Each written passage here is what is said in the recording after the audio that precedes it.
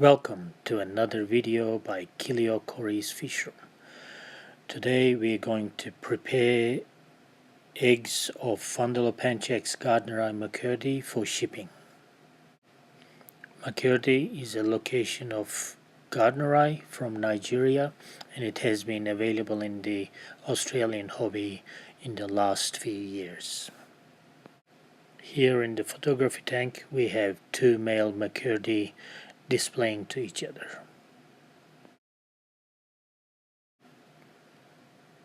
We are preparing McCurdy eggs that have been incubated for a while in this plastic container.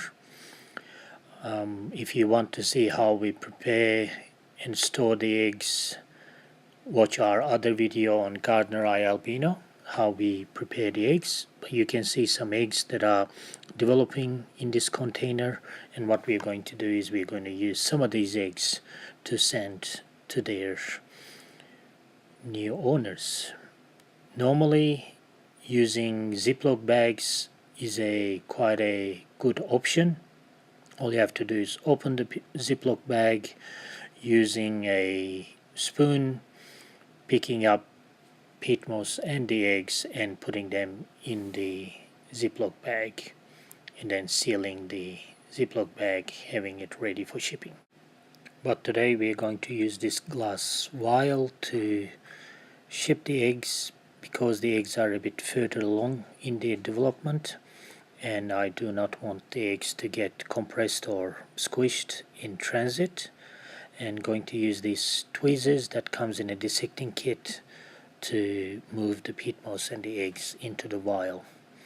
You can of course use any sort of container, glass or plastic, like pill boxes, etc., to ship the eggs if you do not want to use Ziploc bags. But Ziploc bags are quite convenient to use if the eggs have been recently collected.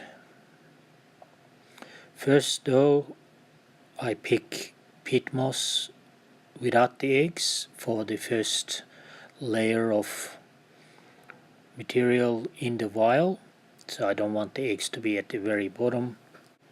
I feel having peat moss on the bottom cushions the eggs somewhat. And once you feel like you put enough peat moss in the container, now it's time to pick the eggs. And again, being careful, because these eggs are a bit further along in the development, the fry are developing, you have to be careful picking them up. Here's an egg on the tweezer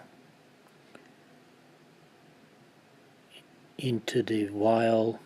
I give it a little shake to get it come off the tweezers, and it drops to the bottom.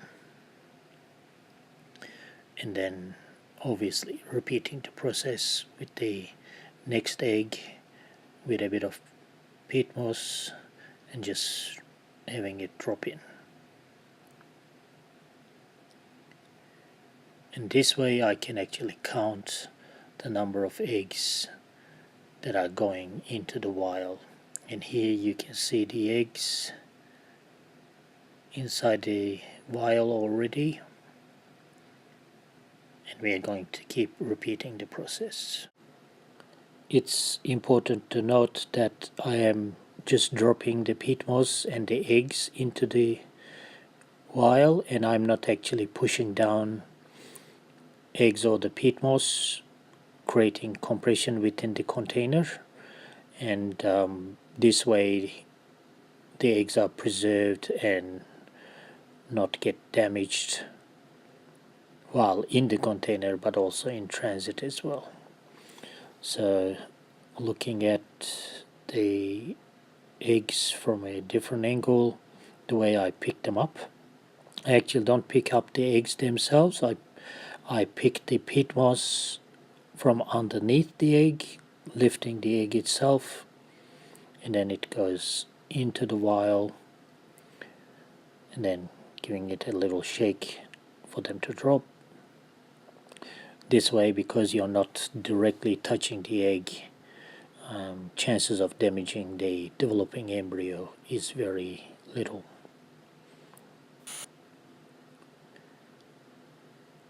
and I'm going to speed up the video again, filling up the container. And there are a number of fish you can do this with.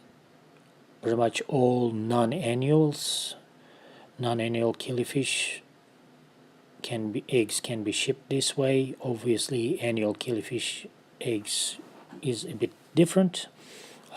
We'll do another video on annual killifish eggs later, but this is how we ship non-annual eggs from Kiliokoris fish farm. And for those of you who might not know, non-annual killifish are the ones that come from permanent bodies of water, where the waters that they naturally occur don't dry up, so they don't need to have long incubation times for their eggs, and the eggs usually hatch anywhere from 10 days to a couple of weeks or more, depending on the temperature.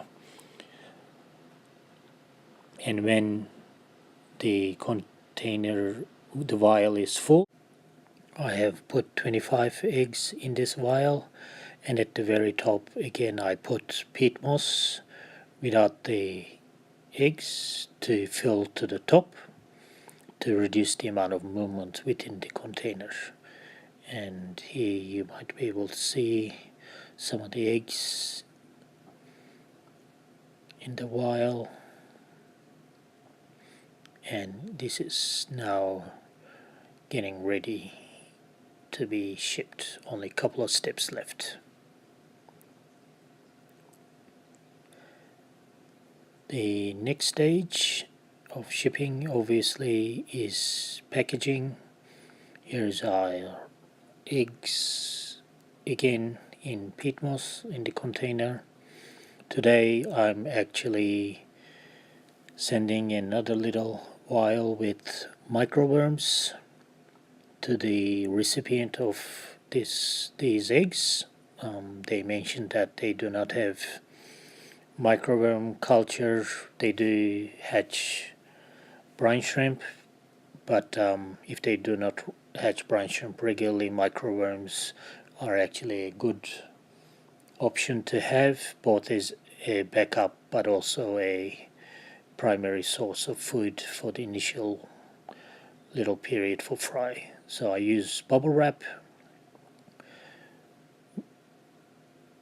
which protects the vials both from impact but also major temperature changes as well, and wrapping the bubble wrap around to protect the little containers and also insulating them against temperature changes.